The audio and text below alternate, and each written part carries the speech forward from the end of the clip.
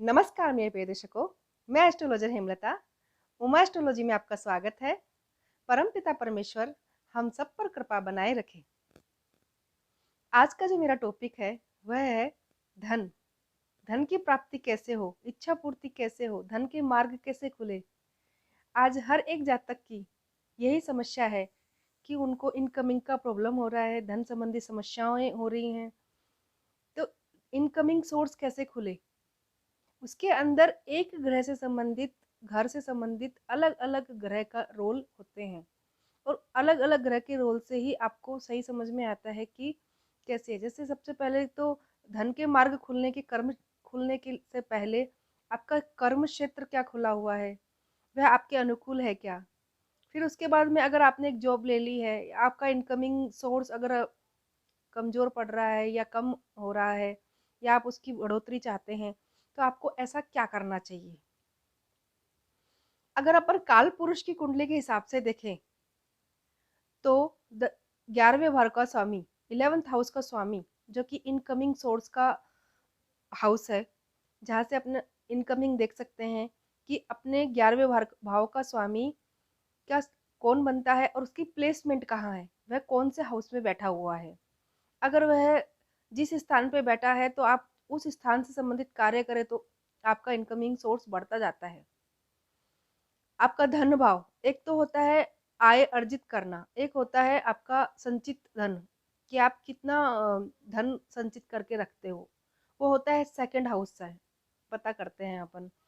Second house और धन भाव, इनके स्वामी को चेक करना बहुत जरूरी है, क्योंकि अगर सेकंड हाउस का स्वामी आपने चेक नहीं किया तो आप कितना भी धन कमाओ आपके पास टिकेगा कुछ भी नहीं।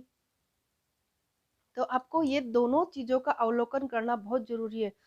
बहुत से जातक ऐसे हैं जिनकी जन्म कुंडली में धन भाव और आय भाव का स्वामी की युति होती है, और अगर उस पे पंचम भाव के स्वामी की दृष्टि पड़ जाए तो ये योग, ऐसे जातक को कभी भी धन की कमी नहीं रहती। उनके घर में ही समझो आपकी धन की वर्षा ही रहती है, उनके धन की कभी कमी नहीं आती है। तो अगर आपको आपके धन भाव के स्वामी को स्ट्रोंग करना है, आपको आय भाव के स्वामी को स्ट्रोंग करना है, तो सबसे पहले आप अपने जन्म कुंडली का अवलोकन करा के देखिए, उनके 11th हाउस का स्वामी कौन बनता है, उसको कैसे स्ट्रॉन्ग करेंगे। तो काल पुरुष की कुंडली से अपन देखें तो धन भाव का जो स्वामी, तो वो बनता है शनिदेव। शनिदेव धन भाव के स्वामी बनते हैं। तो शनिवार के दिन आप हनुमान चालीसा करें, शनि के उपाय करें। एक बेस्ट उपाय और बता सकती हूँ मैं, आप शनिवार के दिन आप गुलाब जामुन का भी गरीब लोगों को दान कर सकते हैं, उससे भी आपका धन भाव स्ट्रोंग होता है। अब काल पुरुष की कुंडली से धन भाव का स्वामी कौन बना, ये तो आय भाव का स्वामी तो शनि बन गए, क्योंकि परिश्रम से ही धन की प्राप्ति होती है। लेकिन आय भाव के स्वामी कौन बने, धन भाव के स्वामी कौन बने, तो धन भाव के स्वामी बने शुक्र और साथ में चंद्रमा। शुक्र और चंद्रमा क्यों, शुक्र तो वृषभ राशि बनती है, इसलिए शुक्र हो गए, उनके स्वामी शुक्र हो गए। दूसरा चंद्रमा क्यों, चंद्रमा इसलिए क्योंकि धन वृषभ राशि में ही चंद्रमा उच्च के होते हैं और लिक्विडिटी का कारक ही मनी है।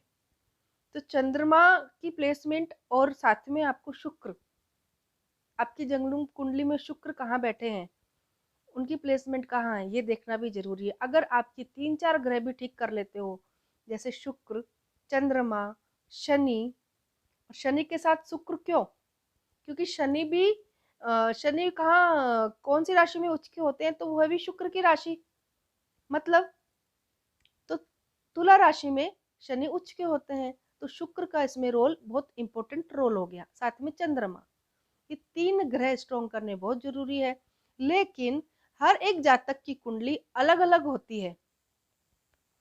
हर जातक की कुंडली लगन में मेष लगन नहीं होता है, किसी का मेष होगा, किसी का मकर होगा, किसी का तुला होगा, किसी का मीन होगा। तो मीन राशि के जातकों का जैसे कि 11th हाउस का स्वामी कौन बना, तो शनि ही बनते हैं। मेष लगन के भी शनि बनते हैं। वृषभ, मिथुन, कर्क, सिंह, कन्या, इन अलग अलग लग्नों के लिए अलग अलग ग्रह स्वामी बनते हैं।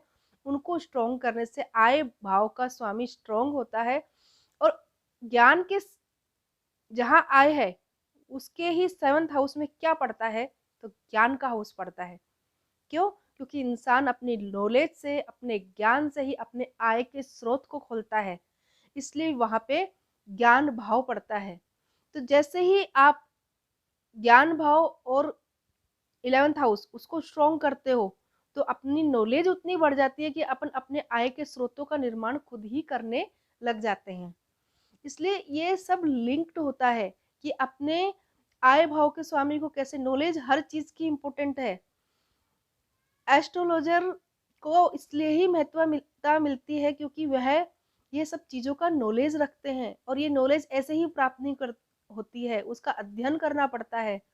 हर एक इंसान की जन्म कुंडली देख देख के उनका अध्ययन करना, रोज नए नए बुक्स पढ़ना, ज्योतिषी का अलग अलग जन्म कुंडली पे क्या क्या लागू होता है, उसी से ही इंसान ज्योतिषी बनता है। ज्योतिषी बनने के लिए कोई सरल नहीं है, इसमें भी इंसान को इंटरेस्ट होना चाहिए। इंटरेस्ट जहां इंसान का लगता है वहीं वह अपने आय भाव का स्रोत खोलता है।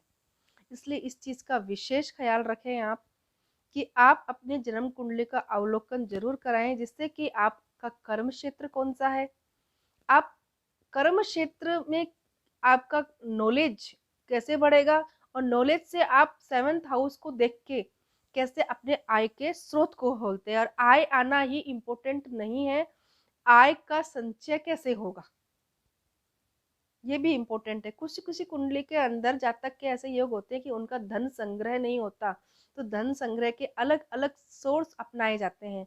जैसे किसी का धन संग्रह नहीं होता तो वह प्रॉपर्टी खरीद के अपने धन को संचय करते हैं, क्योंकि उनके पास पैसा, लिक्विडिटी नहीं टिकती है। किसी के पास लिक्विडिटी नहीं टिकती तो वह प्रॉपर्टी बना के अपना सोर्स स्ट्रॉन्ग करता है। यह सब नॉलेज कहाँ से मिलता है, तो वह मिलता है जन्म कुंडली से। तो यह विशेष आप ख्याल रखें, अपने धन भाव के स्वामी को स्ट्रॉन्ग करें, अपने शनि को स्ट्रॉन्ग करें, शुक्र को स्ट्रॉन्ग करें, चंद्रमा को स्ट्रॉन्ग कर से। अगर आप अपनी जन्म कुंडली का अवलोकन नहीं भी कराए हुए हो तो आपको ये 3 ग्रह तो मजबूत करने बहुत जरूरी है, जिसमें आ गए शनि, शुक्र और चंद्रमा, और ज्ञान भाव के स्वामी। यह था मेरा आज का एपिसोड जो धन आगमन से संबंधित था। अगर आपको मेरा वीडियो पसंद आए तो लाइक, शेयर और सब्सक्राइब कीजिए। धन्यवाद।